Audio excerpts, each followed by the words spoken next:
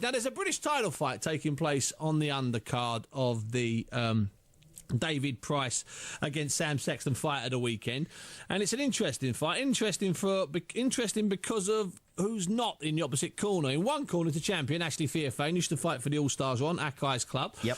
Now, he was meant to fight one guy that fell through, and then another guy was offered to him. And for some reason, he was rejected, and there seems to be sort of contradictory reasons why he was rejected. And the man that was rejected is an old friend of this show, one of my favourite guests on this show, Adil Anwar. And I believe Adil's on the line now. Adil, how are you? I'm fine, thanks, Bunty. How about yourself? I'm fantastic, son. I'm fantastic. Now, Adil, you were, at first, if I'm not mistaken, offered the fight against Ashley Theophane for the British Light-Welterweight title, and then the offer was withdrawn, or Theophane said no. Tell me, get to the bottom of it. Tell me what's happened. Well, it was a bit strange. I mean, obviously, I thought I've done enough, obviously, to get a shot at the British title. Sure. But we were getting ready for an English title anyway, and also a British title eliminator against Lenny Dawes. Yeah. Now, Lenny Dawes, obviously, he didn't fancy it, so he pulled out himself. We've got a replacement, Dave Ryan. This Monday, we got a phone call saying that Steve Williams has pulled out of the British title fight. And, yeah. They want to know if you want to go ahead with that. I went, it's an opportunity. I'd love to. I'll jump at it. You know, I mean, like, I've taken an English title at 4 days' notice. So, you know, I wouldn't mind taking a British title as well. And Adil, could you do the weight okay? There was no problem? There's no weight. I mean, my weight at the moment is 10 stone. Wow. 10 stone bang on. And I've got a day left. Obviously, we've got the weigh-in. So you would have cruised it. You would have cruised it.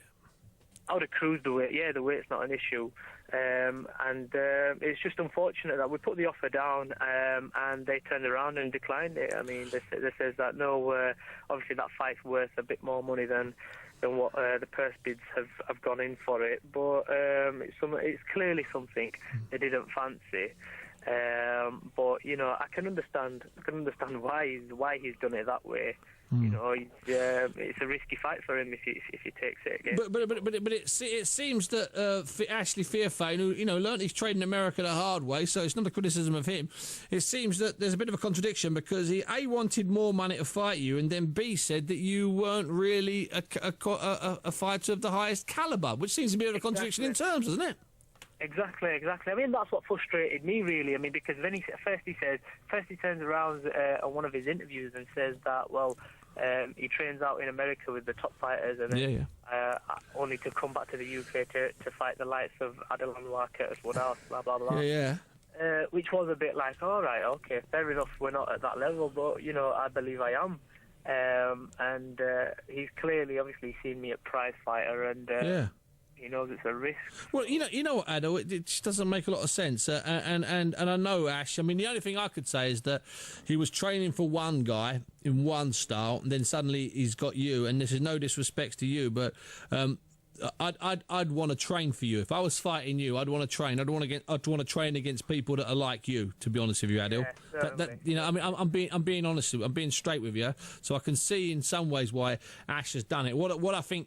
The mistake I think that maybe Ashley Theophane and these people have made is instead of just saying, you know, it's a totally different style, it's too short notice, we'll fight him down the line, is what they should have said.